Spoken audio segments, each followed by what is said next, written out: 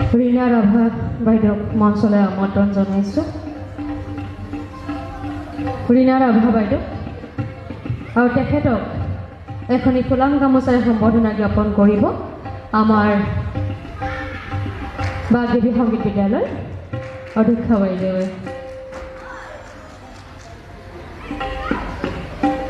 নমস্কাৰ জনাইছোঁ। যিহেতু খুব সুন্দৰ অনুষ্ঠানটিত আহিবলৈ পাই খুবেই ভাল লাগিছে। নন্দিতা গোস্বামী কি কওঁ, বাইদেউ বুলিও নকওঁ, লগৰ বুলি ক'ম, আমি একেই হ'ম।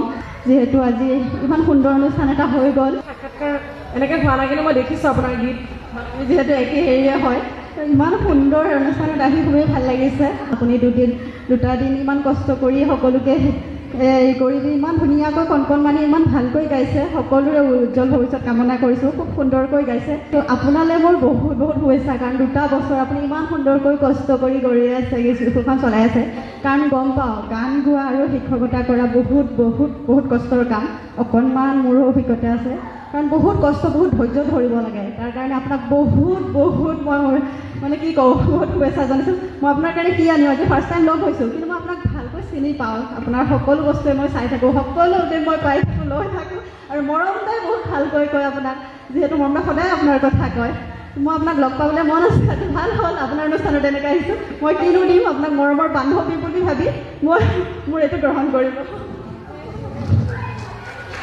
আকৌ একেলগতে গাম আমি, আকৌ লগ পাম, সকলোৱে যেন ভালে থাকে। আকৌ সকলোকে কৈছোঁ, গানবোৰ পৰিৱেশন কৰি থাকক। নন্দিতা মেমে তোমালোকক খুব সুন্দৰকৈ শিকাইছে।